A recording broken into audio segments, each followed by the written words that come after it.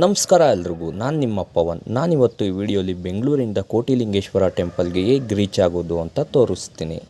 ನೀವು ಮೆಜೆಸ್ಟಿಕ್ಕಿಂದ ಕೋಟಿಲಿಂಗೇಶ್ವರ ಟೆಂಪಲ್ಗೆ ಹೋಗ್ಬೇಕಂದ್ರೆ ಫಸ್ಟ್ ನೀವು ಕೋಲಾರ ಬಸ್ ಹತ್ತಬೇಕು. ಕೋಲಾರಲ್ಲಿ ರೀಚ್ ಆದಮೇಲೆ ಕೋಲಾರಲ್ಲಿ ಬಂಗಾರಪೇಟೆ ಬಸ್ ಹತ್ತಿದ್ರೆ ಬಂಗಾರಪೇಟೆಯಿಂದ ಕೋಟಿಲಿಂಗೇಶ್ವರ ಡೈರೆಕ್ಟ್ ಬಸ್ ಇದೆ. ಟೆಂಪಲ್ ಮುಂದೆನೇ ನಿಮಗೆ ಆ ಬಸ್ ನಿಲ್ಲಿಸ್ತಾರೆ. ನಾವು ಬಸ್ ಇಳಿದಿದ ತಕ್ಷಣ ನಮಗೆ ಈ ಟೆಂಪಲ್ದು ಎಂಟ್ರೆನ್ಸ್ ಕಾಣಿಸುತ್ತೆ. ನಾವು ಆ ಎಂಟ್ರೆನ್ಸಲ್ಲಿ ಮುಂದೆ ಓದ್ತಿದ್ದಂಗೆ ನಮಗೆ ವೆಹಿಕಲ್ಸ್ ಪಾರ್ಕಿಂಗ್ ಮಾಡೋ ಪ್ಲೇಸ್ ಸಿಗುತ್ತೆ. ಈ ಪ್ಲೇಸಲ್ಲಿ ನೀವು ಆರಾಮಾಗಿ ಕಾರೆಲ್ಲ ಪಾರ್ಕ್ ಮಾಡ್ಬೋದು. ವೆಹಿಕಲ್ ಪಾರ್ಕಿಂಗ್ ಆದಮೇಲೆ ನಮಗೆ ಇಲ್ಲಿ ಚಪ್ಪಲಿ ಬಿಡೋ ಪ್ಲೇಸ್ ಸಿಗುತ್ತೆ. ಅದಾದಮೇಲೆ ನಾವು ದರ್ಶನಕ್ಕೆ ಹೋಗಬೇಕು. ಅಲ್ಲಿ ಒಬ್ರಿಗೆ 20 ರೂಪೀಸ್ ಚಾರ್ಜ್ ಮಾಡ್ತಾರೆ. ಸೊ ಈ ಪ್ಲೇಸಲ್ಲೇ ನಮಗೆ ಟಿಕೆಟ್ ಎಲ್ಲ ಕೊಡ್ತಾರೆ.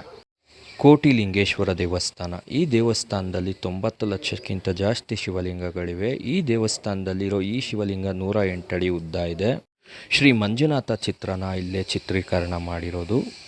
ಈ ದೇವಸ್ಥಾನದ ವಿಶೇಷತೆ ಏನಂದರೆ, ನಿಮ್ಗೇನಾದರೂ ಹರಕೆ ಹೊತ್ಕೊಂಡಿದ್ರೆ ಅದು ಈಡೇರಿದ್ರೆ ಇಲ್ಲಿ ಭಕ್ತಾದಿಗಳು ಬಂದು ಶಿವಲಿಂಗನ ಪ್ರತಿಷ್ಠಾಪನೆ ಮಾಡ್ತಾರೆ. ಟೆಂಪಲ್ಗೆ ಎಂಟ್ರಿ ಆಗಿದ ತಕ್ಷಣವೇ ನಿಮಗೆ ಈ ಕೋಟಿಲಿಂಗೇಶ್ವರಗಳ ದರ್ಶನ ಆಗುತ್ತೆ. ಈ ದೇವಸ್ಥಾನ ಮಾರ್ನಿಂಗ್ 6 AM ಇಂದ ನೈಟ್ 9 PM ವರೆಗೂ ಓಪನ್ ಇರುತ್ತೆ. ಈ ದೇವಸ್ಥಾನಕ್ಕೆ 20 ರೂಪೀಸ್ ಎಂಟ್ರಿ ಚಾರ್ಜ್ ತಗೋತಾರೆ.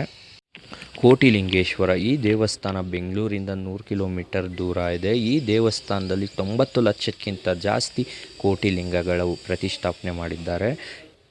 ನೀವೇನಾದರೂ ಬೆಂಗಳೂರಿಂದ ಒನ್ ಡೇ ಟ್ರಿಪ್ ಹೋಗ್ಬೇಕಂತ ಪ್ಲ್ಯಾನ್ ಮಾಡಿದರೆ ಈ ಟೆಂಪಲ್ನಂತೂ ಮಿಸ್ ಮಾಡಬೇಡಿ.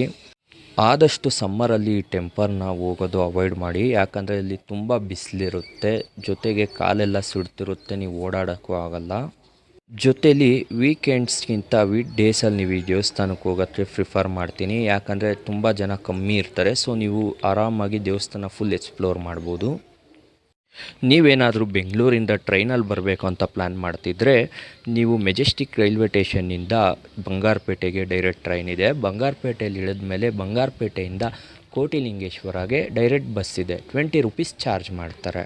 ಈ ಟೆಂಪಲ್ ಬರೋಕ್ಕೆ ನನಗೆ ಬೆಂಗಳೂರಿಂದ ಬಜೆಟ್ ಎಷ್ಟಾಯ್ತಂದರೆ, ಬೆಂಗಳೂರಿಂದ ಕೋಲಾರ್ಗೆ 100 ರೂಪೀಸ್ ಚಾರ್ಜ್ ಮಾಡ್ತಾರೆ, ಕೋಲಾರಿಂದ ಬಂಗಾರಪೇಟೆಗೆ 30 ರೂಪೀಸ್ ಚಾರ್ಜ್ ಮಾಡ್ತಾರೆ, ಬಂಗಾರಪೇಟೆಯಿಂದ ಕೋಟಿಲಿಂಗೇಶ್ವರಗೆ 30 ರೂಪೀಸ್ ಚಾರ್ಜ್ ಮಾಡ್ತಾರೆ.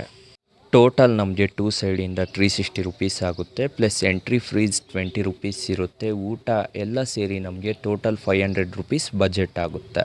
ಸೊ ಲೇಡೀಸ್ ಆದರೆ ಟೋಟಲ್ ಫ್ರೀ ಇರುತ್ತೆ, ಊಟದ ಮಾತ್ರ ಅವ್ರಿಗೆ ಚಾರ್ಜಸ್ ಬೀಳುತ್ತೆ. ನೀವೇನಾದರೂ ಒನ್ ಡೇ ಟ್ರಿಪ್ಗೆ ಪ್ಲ್ಯಾನ್ ಮಾಡ್ತಿದ್ರೆ ಫ್ಯಾಮಿಲಿ ಜೊತೆ ಹೋಗೋಕ್ಕೆ ಈ ಟೆಂಪಲ್ ಅಂತೂ ಮಾಡಿಸಿದ್ದು.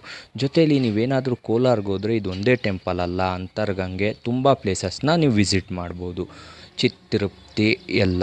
ಈ ಟೆಂಪಲ್ ನಾವು ಎಂಟ್ರಿ ಆಗಿದ ತಕ್ಷಣ ನಮಗೆ ಫಸ್ಟು ಮೂಲ ದೇವರು ಸಿಗುತ್ತೆ. ಆ ದೇವ್ರಿನ ದರ್ಶನ ಮಾಡಿದ್ಮೇಲೆ ನಮ್ಗೆ ಓತಾ ವೆಂಕಟರಮಣ ಸ್ವಾಮಿ ದೇವಸ್ಥಾನ ಸಿಗುತ್ತೆ, ಅಲ್ಲಿಂದ ಆಂಜನೇಯನ ದೇವಸ್ಥಾನ ಸಿಗುತ್ತೆ, ಕೊನೆಯಲ್ಲಿ ನಮಗೆ ಶಿರಡಿ ಸಾಯಿಬಾಬಾ ದೇವಸ್ಥಾನ ಥರ ಮಾಡಿದ್ದಾರೆ, ಅದು ಕೂಡ ಸಿಗುತ್ತೆ. ಸೊ ಇವೆಲ್ಲ ದರ್ಶನ ಮುಗಿಸ್ಕೊಂಡು ನಾವು 108 ಅಡಿ ಇರೋ ಈ ಶಿವಲಿಂಗ ನೋಡೋಕ್ಕೆ ಹೋಗಬೇಕು.